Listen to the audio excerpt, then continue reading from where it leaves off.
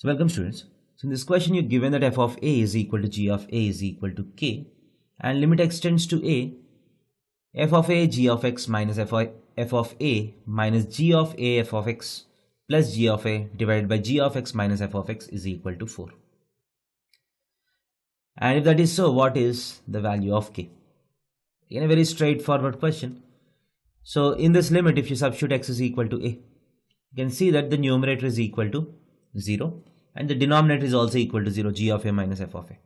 So you're getting 0 by 0 form, hence you can use L'Hospital rule. So this limit is same as limit x tends to a, f of a times g dash of x, this is 0, minus g of a times f dash of x divided by g dash of x minus f dash of x is equal to 4. So if this limit is equal to 4, this limit should also be equal to 4.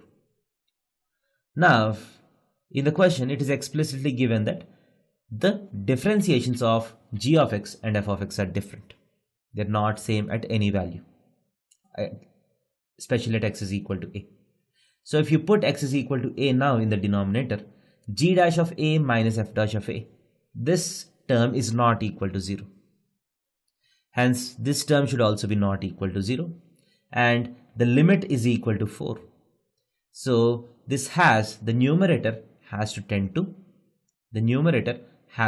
exactly 4 times the denominator. That is equal to limit x tends to a. In the question it's given that f of a is equal to g of a is equal to k. These two terms are equal. So I can take this common. So k times g dash of x minus f dash of x divided by g dash of x minus f dash of x.